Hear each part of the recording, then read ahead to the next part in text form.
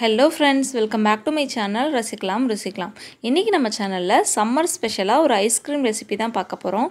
அதை ரொம்ப ஈஸியா எப்படி செய்யறதுன்னு சொல்லி பார்க்கலாம். இதுவரைக்கும் நம்ம சேனலை சப்ஸ்கிரைப் பண்ணல அப்படினா மறக்காம சப்ஸ்கிரைப் பண்ணிக்கோங்க. இப்போ இது செய்யறதுக்கு இந்த மாதிரி பிரவுன் கலர் பாக்கெட் பால் வாங்கிக்கோங்க. அது நல்ல திக்கா இருக்கும். பால் சக்கரை மட்டும் இல்லாம எக்ஸ்ட்ரா ஒரே ஒரு பொருள் சேர்க்க போறோம். அது வந்து கஸ்டர்ட் பவுடர்.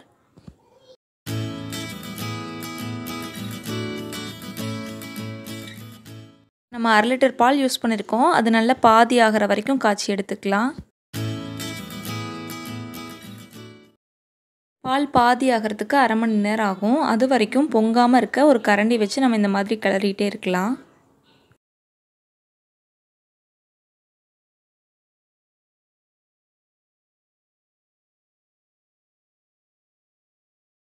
இந்த கஸ்டர்ட் பவுடர் தான் இப்போ நம்ம எக்ஸ்ட்ராவாக சேர்க்க போகிறோம். இது வெனிலா ஃப்ளேவர் தான். இது பார்த்திங்கன்னா எல்லா சூப்பர் மார்க்கெட்லேயுமே கிடைக்கும். 1/2 லிட்டர் பாலுக்கு 2 டேபிள் ஸ்பூன் எடுத்துக்கலாம். டைரெக்டாக சேர்க்காம 1/4 டம்ளர் பாலில் தனியாக இந்த பவுடரை கலந்து கட்டி இல்லாமல் எடுத்து வச்சுட்டு அப்புறமா அதில் சேர்த்துக்கலாம்.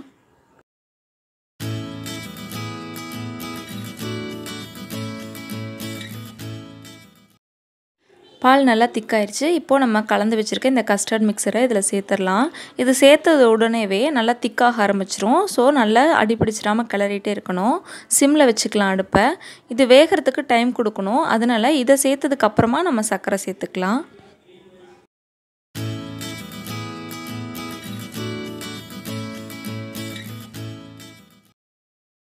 ஒரு கப் அளவுக்கு சர்க்கரை சேர்த்துடலாம்.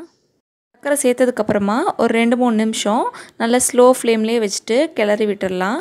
அதுக்கப்புறமா ஸ்டவ் ஆஃப் பண்ணி ஆற வைக்கலாம்.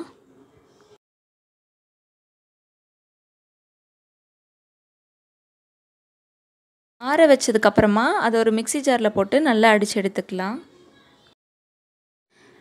நல்லா இந்த மாதிரி லிக்விடாக ஆயிரும். இப்போ இதை நமக்கு வேணுங்கிற பவுல், பிளேட் எதில் வேணாலும் ட்ரான்ஸ்ஃபர் பண்ணி ஒரு 8 ஹவர்ஸ் வந்து நம்ம ஃப்ரீசரில் வச்சிடலாம்.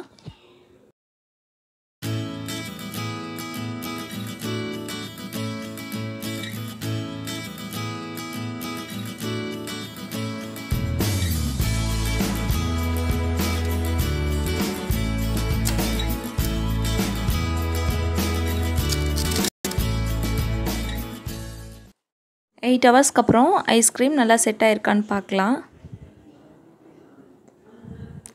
சூப்பராக செட் ஆகிடுச்சு. இதை நம்ம அப்படியே ஒரு பிளேட்டில் ட்ரான்ஸ்ஃபர் பண்ண போகிறோம். 3 நிமிஷம் தண்ணியில் வச்சுட்டு அந்த 4 சைடுமே ஒரு நைஃப் வச்சு நம்ம எடுத்து விட்டுட்டு அப்புறம் கமுத்தி எடுத்தோம் அப்படின்னா இந்த மாதிரி வந்துடும். இது மேலே கொஞ்சமாக டைரி மில்க் துருவி சேர்த்துக்கலாம். பார்க்க அழகாக இருக்கும்.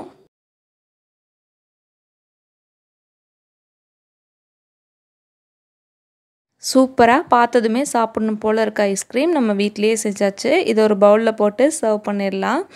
இந்த வீடியோ பார்த்துட்டு நீங்களும் இதை உங்கள் வீட்டில் ட்ரை பண்ணி பார்த்துட்டு கண்டிப்பாக மறக்காமல் எனக்கு கமெண்ட்ஸில் சொல்லுங்கள் எப்படி இருந்ததுன்னு சொல்லி. இந்த வீடியோ உங்களுக்கு பிடிச்சிருந்தது அப்படின்னா மறக்காமல் நம்ம சேனலுக்கு லைக் பண்ணுங்கள், ஷேர் பண்ணுங்கள், சப்ஸ்கிரைப் பண்ணுங்கள்.